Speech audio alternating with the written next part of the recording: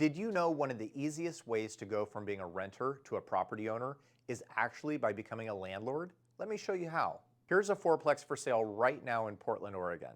Each unit is 2 bedroom, 1 bath, and the rents collected right now are between about $1,100 and $1,400 a month.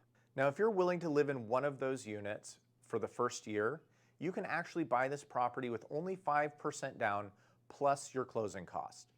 In this case, that's probably about $44,500 a year.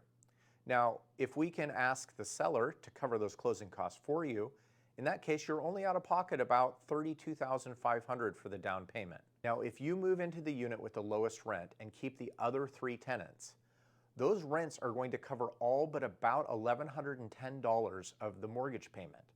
Now, that mortgage payment is going to include principal and interest, property taxes and insurance, and even private mortgage insurance. Now, over time, interest rates will likely trend lower, and you'll have an opportunity to refinance this mortgage at a lower interest rate, reducing the total mortgage payment.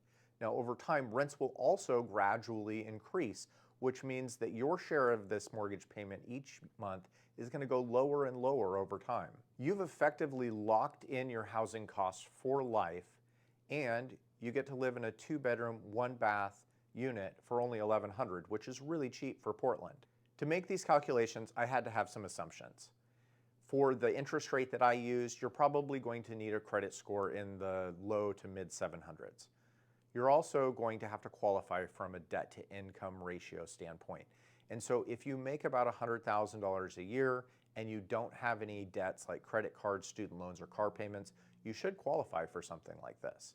Now, if your credit scores are a little bit lower or you do have some debt, we can still make deals like this work. The payment's just going to be a little bit different.